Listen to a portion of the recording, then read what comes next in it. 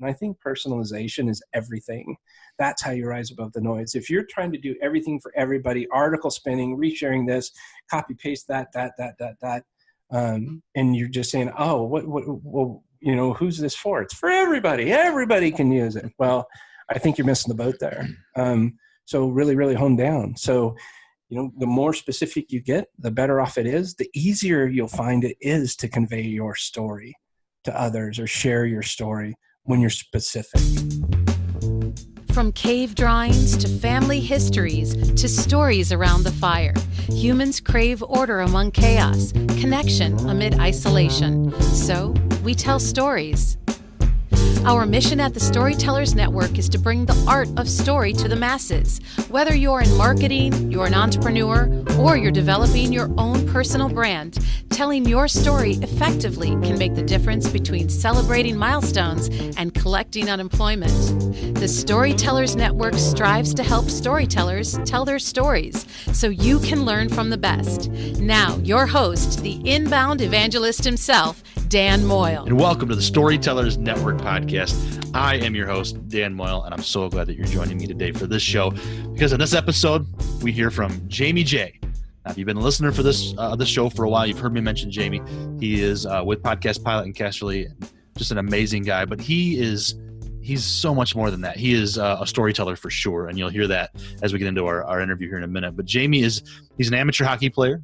He's a starter geek who founded Slapshot Studios back in 2013, which combined the business that builds websites with his love of hockey. So that was really cool. Jaime's also, as I mentioned, the host of Stop Riding the Pine podcast, where he interviews, he has conversations with change makers and disruptors.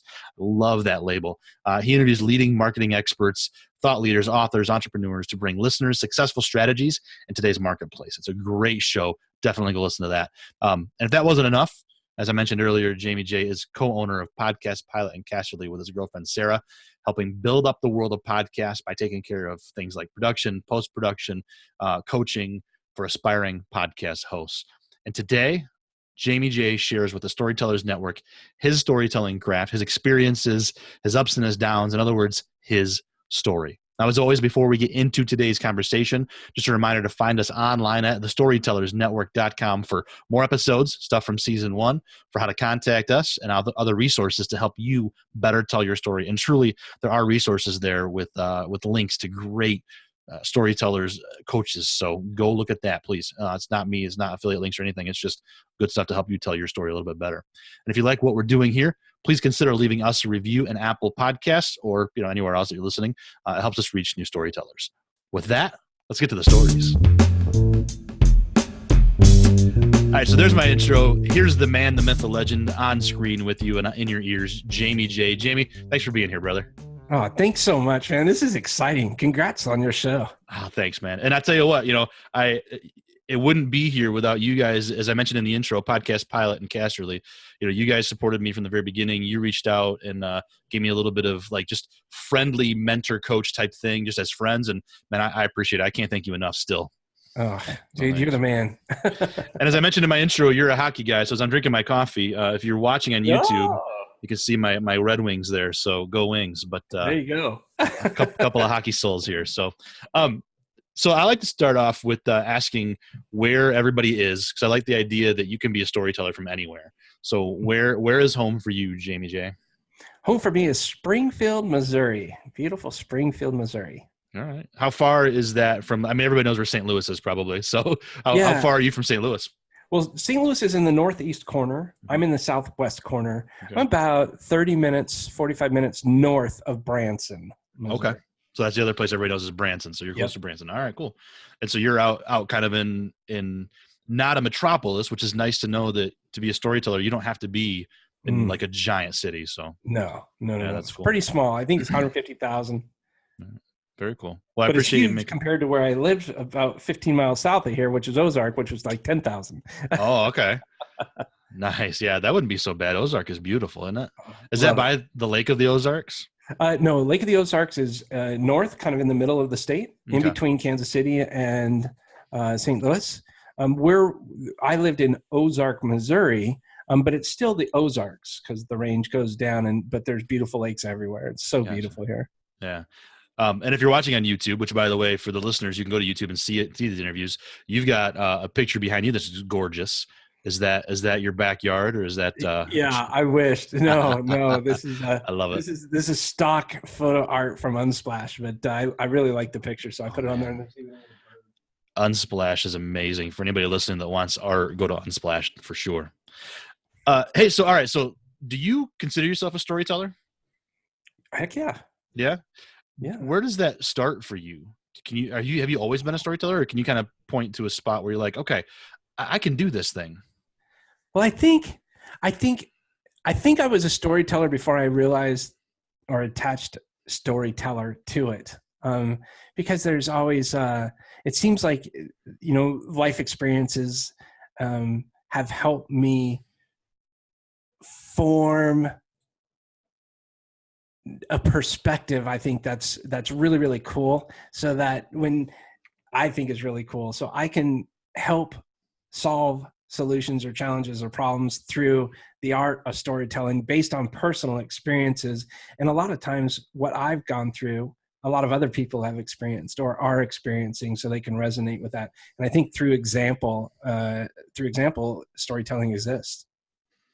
And whether it's on your podcast, Stop Riding the Pine, or whether it's helping somebody develop a business and creating websites, or whatever, or it's working with somebody looking for help with like virtual assistants, do you find yourself using story in every one of those areas? Oh my gosh, every time. It's so funny because you start seeing people nod their head. Yeah. And they're like, they're resonating through this. And I'm like, yeah, so when I did this happened. They're like, oh my gosh, that totally happened, Yeah.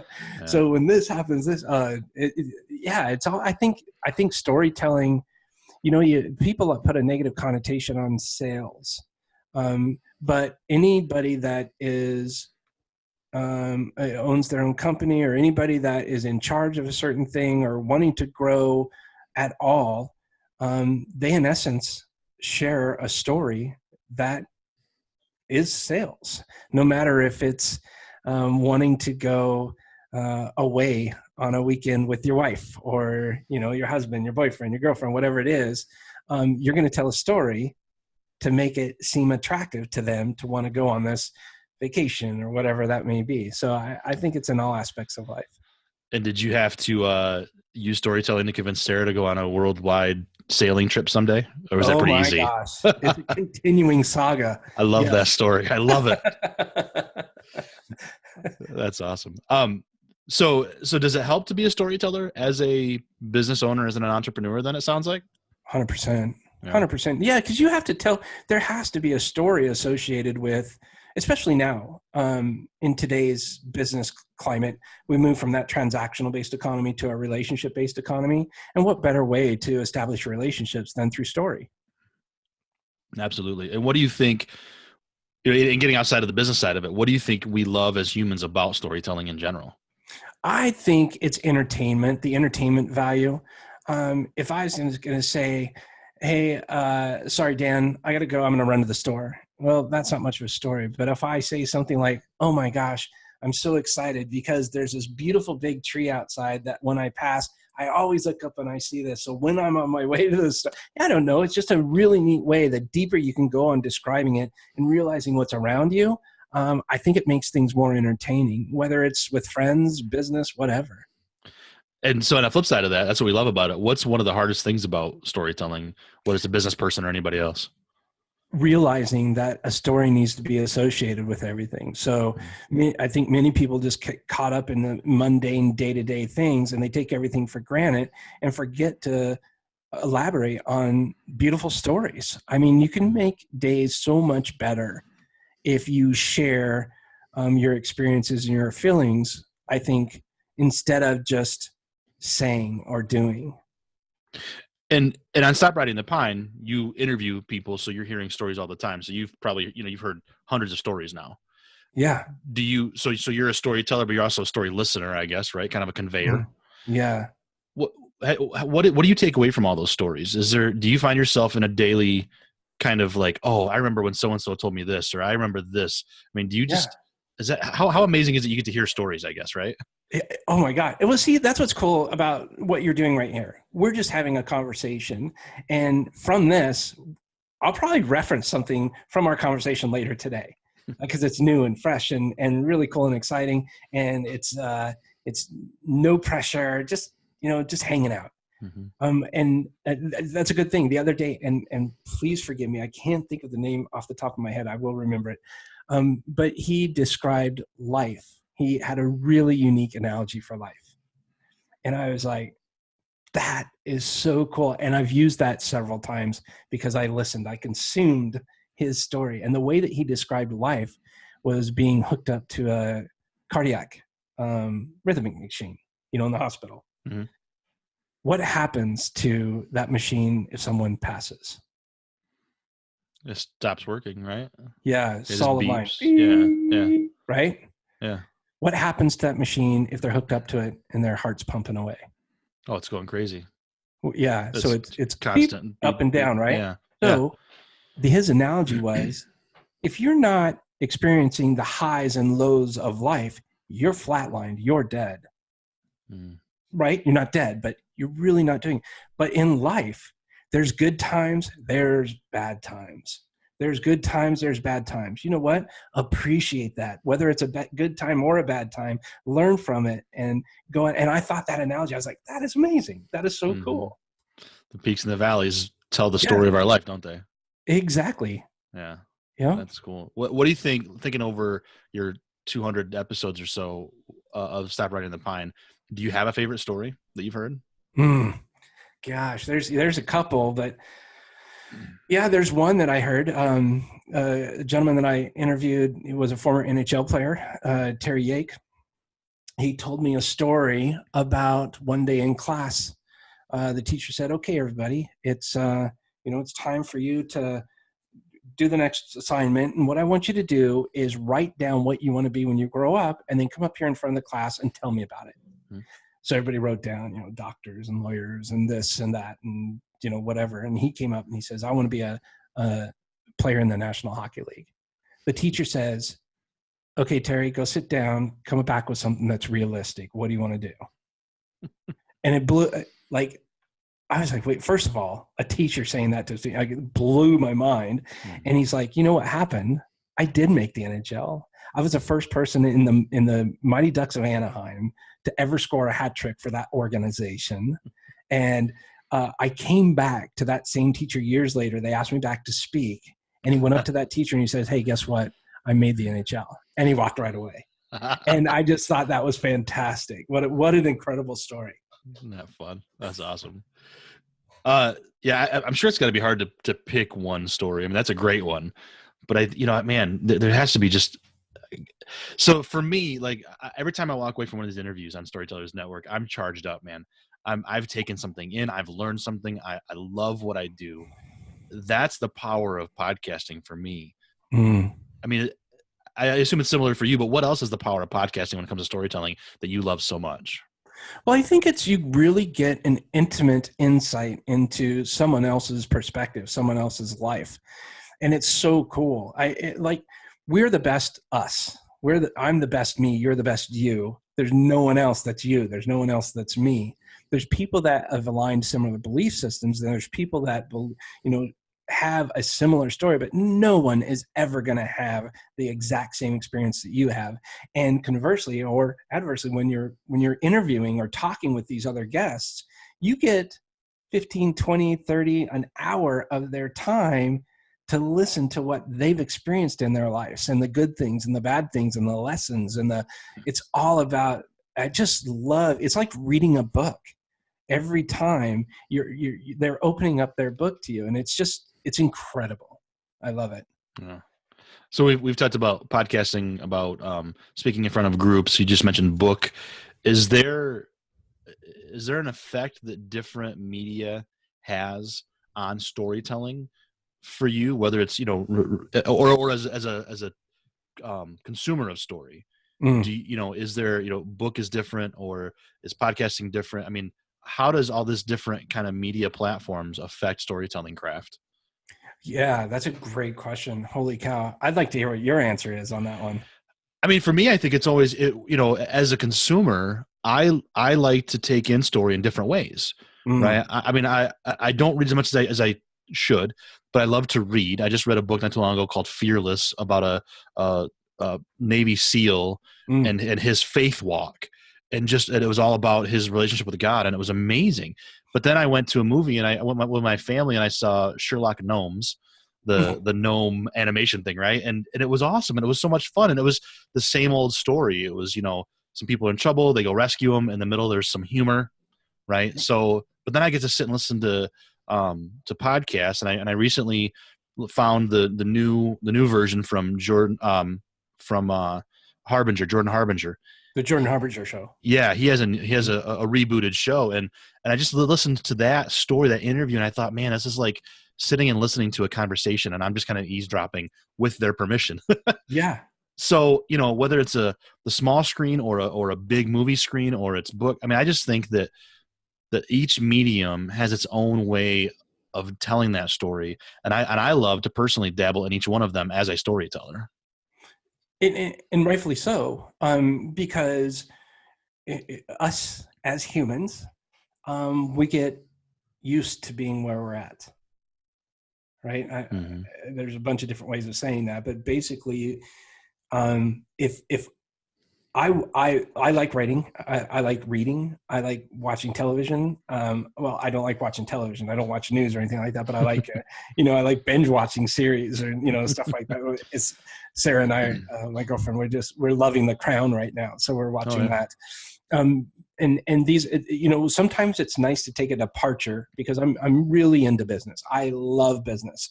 That is a passion, like hockey business together. Right? That's what I love. That's what gives me energy. So I enjoy consuming business books and listening to business podcasts, but it's also a really nice departure to go off into fantasy land, something that's totally fiction, or somewhat, nonfiction, but just has nothing to do with my day-to-day world. And that departure is kind of like, it's a nice creative outlet. And oftentimes, what's unique is I just wrote a newsletter, that we send out a weekly newsletter. And the first one, I tell them about my experience last month and what's coming up this month. And my writing style was even affected because of me binge watching this Crown, all proper English speaking. And I started getting into this. I'm like, what the heck am I writing? Like, that is not me, but I sent it out there, So it's just fun. I like hearing, and because of the indirect influence that show had on me, it made me tell a story in a different way. So it was kind of cool. That's awesome. As a storyteller then, so obviously binge watching affects what you're doing in your life, affects what you're storytelling, but do you have an inspiration that gets you juiced up and ready to tell a story, or maybe like a muse inspiration type thing, or is there a certain thing that you do in order to get ready into that storytelling mode? Yeah, good question. Sometimes it is forced. And sometimes I just don't have it. But what I've been doing lately, I heard from Rob Cressy, who's amazing. And I told him, I was writing a book at one point, and I don't know, I had 80, 100 pages written, and someone hopped on our boat while Sarah and I it was parked at the parked at the, the boat parky place. I forget, Marina. And we went to get something to lunch, and we came back. Someone had gone on a boat, hopped on our boat, and stole my briefcase with my laptop and the external hard drive. So I lost everything, and I just couldn't get back into it. Right. I was having a lot of fun writing it, and I lost all that stuff, all that research, all the memories, all the discussions. And then, a couple of years later, recently I talked to Rob Cressy, and he's like, dude, you can't eat an elephant at once, just one bite at a time. Dude, set your alarm for 30 minutes a day, or set a, egg timer, whatever it is, and just write. Don't put an end date and time. Just write 30 minutes. Here it is, almost 3 weeks later. And I've written almost every single day for 30 minutes with no end goal. I didn't do an outline. I didn't do all of that stuff. I'm just writing, and it's just flowing out. It's pretty doggone cool. That's awesome. I've, as a former blogger and marketing person, I've probably written, I don't know how many books just because of the articles that I've written. But I mean, that's like, I always found that I just had to write. Like, I had a deadline, I had a responsibility, I had to get this done. Is there a way other than just kind of to do it, like you said, set aside 30 minutes, just do it. Is there anything that you do? Do you, play jazz or, always drink a Red Bull or something? Like, is there anything that you do that makes it exactly the same every time, or no? Well, I do like to put on my Jack Johnson. I know we're both huge fans of Jack Johnson. So I've got him programmed in here to my, I'm going to say Lexa, not the other word, but you know what I'm talking about there. Yeah. Otherwise, Alexa reacts. Oh, it got me. So I have the Alexa, and I just say, hey, Alexa, play some Jack Johnson there. And Jack Johnson pops on. I keep it at like 2 or 3 point volume. And that's kind of soothing to me. I'm really big into that kind of urban folky music. So that stuff kind of calms me down. And then, I usually have that going in the background. And then I don't have anything else going. If I'm in a writing mode, I don't have anything else going except for that screen, that Word document, which is really cool. I even click the Do Not Disturb on my Mac, and I set my phone, I plug it in, and I put it in the bedroom. Another thing is I don't sleep with the phone in the bedroom usually. Usually I leave it in my office. So we have another alarm clock if I need to wake up, but fortunately Sarah's always an early riser, so I wake up with her. But I think little things like that, getting away from the tech every once in a while, really helps the creative flow as well. So yeah, if I'm doing that, try not to get any distractions, and I have a goal. So I do the 12-week year. I set time for each portion of the day, and I just go into the next thing. I always take a little break. I step outside, or I'll do a little walk before I get going. Or if I can't think of anything and I'm just sitting here, maybe I stand up. And I love the 12-week year idea. We do that too. So yeah, that's nice, isn't it? Yeah. So let's say you've written your book. Let's say you've written an amazing article, or you've recorded something that you want to get out there. How do we rise above the noise now? How are we as storytellers going to get out there and make a difference? Well, first of all, I think you have to be intentional. It depends on what your end goal is, I think. But for me, I want to share what I learned with other people in whatever it is. So I have a specific target. Whether this is for fun or business, doesn't matter. You still have to be intentional, and you have to know who your audience is if you want to rise above the noise, right? So typically speaking, in my circle, it's business related. And so when you're writing something, I write to one person. So I might have an avatar that is Dan Moyle. So I will pretend like I'm writing a message, an article, an email to Dan, right? So that's who I'm writing it to. I see you sitting there. I see the headphones on. I see the mic, right? I see, inbound evangelist Dan Moyle. I see all of that, and that's my frame of mind. And I think by doing that, it personalizes it. And I think personalization is everything. That's how you rise above the noise. If you're trying to do everything for everybody, article spinning, resharing this, copy paste that, and you're just saying, oh, who's this for? It's for everybody. Everybody can use it. Well, I think you're missing the boat there. So really, really hone down. So, the more specific you get, the better off it is. The easier you'll find it is to convey your story to others or share your story when you're specific. And so if you can't be everything to everybody, and I totally agree with that, can you be everywhere to reach that one person you want to be? I mean, should you? You've got Twitter cracking down on certain things with their terms of service and whatever. You've got Facebook that cracks down on business pages, and you can't have organic reach anymore. You got people joining Snapchat, and I've never heard of it or whatever. Like all these different things, and you're thinking, man, as a storyteller, as a business person, as a marketer, as a whatever, where the hell can I go? Yeah. Like what do you suggest to people? Well, what I tell them first of all is who is it? Who are you writing to? Who is that person? Who are you writing to? Who are you sharing your story with? Better yet, who do you want to hear your story? And then find out where they are. Are they on Facebook? Are they on LinkedIn? Are they on Snapchat? How old are you? Looking at a 15-year-old high school kid? Maybe you're a college recruiter, right? So you got to focus on 15, 16-year-old high school kids, right? And that's your target, and so where do you go for that? Establish yourself on one platform, and then the rest can be supporting. You don't even need to be on the rest. But once you start building your brand on one of those platforms, so you only focus on one, then grow later. That's great. I like the idea of focusing on one and growing from there. Do you, I also like tell people test, right? Try it out. If you think that they're on Snapchat, give it a try. Start it for 30 days, see what happens. And if it doesn't work, shut it down. Yeah, exactly. Or maybe you may not even need to shut it down, but just don't worry about being everywhere, being everything to everybody, everywhere, all that stuff. Don't worry about that. Simplify your life. I love it. Simplify your life. That's awesome, Jamie. Great advice for people. And, and great advice coming from somebody who has those businesses that reaches all the different audiences, and you teach people that stuff. So thanks for sharing that with the listeners.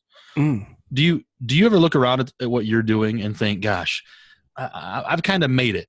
You at the time of the recording, it's not yet done, but after this is released, the 3-day MBA event will have gone live. You've got Stop Riding the Pine with a couple hundred episodes. You have bottleneck VAs that you're helping people all around the world, around our country, use virtual assistants. Like you've got a lot of things going on. Do you look around and go, yeah, I think I'm kind of in the middle of making it. This is pretty cool. Yeah. Well, I look at it and I'm thankful for where I'm at. I'm thankful all the lessons that I've learned, but I'm definitely not made it. And I'm definitely not even close to being where I want to be, but I've learned so much more. And I'm very appreciative of that. I learn every single day. My goal is to simplify my life even more. And I want to be in a position to where, we're making a good income, we're giving back, we're really, really helping people out instead of being so scattered. And 2018 is all about simplification and organization. So to answer your question, no, I haven't even come close to making it, but man, I'm really enjoying the journey. And on that journey, so I'm gonna throw a metaphor out there to see if this makes sense to you, if you agree. On that journey, as you keep moving forward, you reach back, it sounds like, and help those behind you to come forward too, don't you? Oh, heck yeah. Yeah. I love one of our virtual assistants, Yang, she's amazing. She's bought a house. I cannot tell you how awesome that feeling is, that someone that works with us in our organization has been able to improve their life in such a way and as significant as buying a house. Like that to me is huge. And so we've created this system of sorts to where we're able to help other people and give back and give them an opportunity to make a living, not just earn, but make a living, put food on the table, have a roof over their head, just enjoy life, go on vacation, spend time. Like last week was Holy Week in the Philippines. So the team took time off, spent time with their family and just had a great time. And it was so cool because these requests would come in, hey, can I have this and this and this day off? And you're, yes, approved, go have fun. And then the claps, the little smiley faces, the thumbs up, the thank yous, It makes it all worthwhile. And so yeah, it's pretty incredible. That's cool. Beautiful. Bravo on that. That's cool that you're making impact worldwide. I think that's awesome. Thanks, man. What a great way to spend your days, right? Yeah. So if you were, so you consider yourself a storyteller and you take in stories and everything else, but if you could only share one last story and be done being called a storyteller and had to do something different, what would that story be, do you think? Well, selfishly, but I think the only story would be to share what my experience has been and hope that at least one person could, benefit and learn from my mistakes, my failures, my life, or learn from my successes. Maybe something that I do resonates with them or gives them an idea or something to that effect. And maybe somewhere I struggled and tripped up along the way or even fell backwards. Maybe they're going through that, or maybe they're about to make a decision, to where they don't want to do that. So my story would probably be kind of resharing what my life has been like and what my experience has been, because that's what I know best. And that kind of a memoir type story, like you said, can help somebody else. Hopefully, if you can just help one person, you've done something great, right? I'll tell you, there's, and I'm showing you this book here. This book is it doesn't make any sense. It's called the Thank You Book. But a listener of the show sent this to me, and he put a little note in there, and it's right here. I won't read it, but there's a little handwritten note in here. And he one of the title of the book is called the Thank You Book. And he goes, I don't really know what's in this book. I didn't read it, but I just wanted to let you know, thank you for doing what you do. And it's kind of a goofy little way of saying it, but, thank you for sharing what you share. And I was like, holy cow, someone took the time to figure out where I lived, mail me this random book that is all about, different ways to say, Squirrels, Piggy, thank you for your great ideas, just weird, random stuff. And it's just all about thank yous in there. And it was neat for that. And that's one person, right? But based on something that I created out of nothing, I was able to establish a platform where someone could listen to storytelling and improve their lives or improve their position in life or just whatever. For them to take that moment, and you know how precious time is for all of us, to go out, go to the bookstore, purchase the book, package it up, handwrite a note, stick that in there and send it off. That to me was like, wow, pretty cool. And that's happened several times. It's just exciting. That's awesome. That's a beautiful story, Jamie. I appreciate it, man. So where can people connect with you, whether it's, for help with podcasts, help with VAs, just to hear your show? Is there one central place or a couple of places they can connect with you? Yeah. Just go to the Storytellers Network. There you go. I'll have it on the show notes for sure. Heck yeah. No, yeah. You could pretty much Google Jaime Jay. Yeah. And you can find out from there. And awesome. Yeah, it's just, man, I love what you're doing, and it's so cool. And what an incredible topic. I think it's something that really needs to be explored, and I'm so stoked you're doing this. I appreciate it, man. Thanks again. I can't thank you and Sarah enough, and the whole team, Mike and Karen and everybody for helping me launch the season 1. And now we're in season 2 here. I can't even believe it. And I'm already looking at the next season. I'm looking at 2019 going, gosh, what would season 6 look like? What about it's incredible, man. I love what I'm doing. So this is a lot of, so thank you for that support, brother. Yeah. Heck yeah, man. Awesome. Yeah. Have fun, continued fun on your rides there. I enjoy watching your motorcycle. Yeah. I wonder if I can get, for Storytellers, get like Willie G. Davidson or one of the executives from Harley to come on and that'd be pretty cool, wouldn't it? That'd be so cool. Talk about their marketing. That'd be awesome. Well, hey, thanks everybody. Connect with Jaime Jay for sure. Yeah, man. Thanks so much for your time today. Oh man. Thank you. That's awesome. All right. Thank you so much to our guest, Jaime Jay. Gosh, I love talking to Jaime. Any day that I can talk to that man is absolutely awesome. I always walk away smiling. So thanks, Jaime. Be sure to visit him online for sure. All those links are in the show notes to all the businesses that he's involved with and everything that he's doing. So check out the show notes for those links and connect with Jaime, because he's definitely well worth having just in your tribe in any way you can. So there you go. And if you enjoyed this episode, please consider sharing it all over the place. The usual social media, like what Jaime and I talked about, Facebook, LinkedIn, Twitter, Snapchat, wherever you can, share it with other storytellers. Much appreciated. And speaking of appreciation, I love it when we get reviews, man. I tell you what, if you love what we're doing, please leave us a review. And here's one that we got, that I got from Cara F13. So Cara, thank you so much for this. Is eye-opening, heartwarming, brain-triggering. That was the title. That caught my brain triggering. That caught my attention. I love that. She says, Dan and his guests know how to bring it. It being well-spoken guests who are ready to authentically share about their successes and stumbles and all that got learned along the way. The show offers entertainment that is refreshing, honest, and inspiring. That's awesome. I love that. Thanks, Cara. If you want to build your craft as a storyteller and learn the importance of stripping away the walls, this is the podcast to listen to. Be real, be you, be your story. What is the story you live by and present to the world? Not sure. This podcast is guaranteed. Trigger your truth. Get ready. So thank you so much, Cara. I appreciate that review. You can leave your review on Apple Podcasts or in Facebook or Stitcher, wherever you can. So we appreciate that. I appreciate that very much. I always say we, as if there's an army of people here with me. It's just me. if you're watching on YouTube, you can just see it's just me. Anyway, so I do appreciate it, though. Thank you for the reviews, everybody. We've got a few on there, so that helps for sure. Hey, listen, thanks for listening to the Storytellers Network. I do appreciate it very much. Thanks again, Jamie, for being on this episode.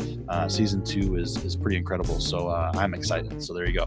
Hey, have a wonderful rest of your day, whatever you're doing out there. And until next time, here's to telling our stories and having those stories to tell. Hey, cheers.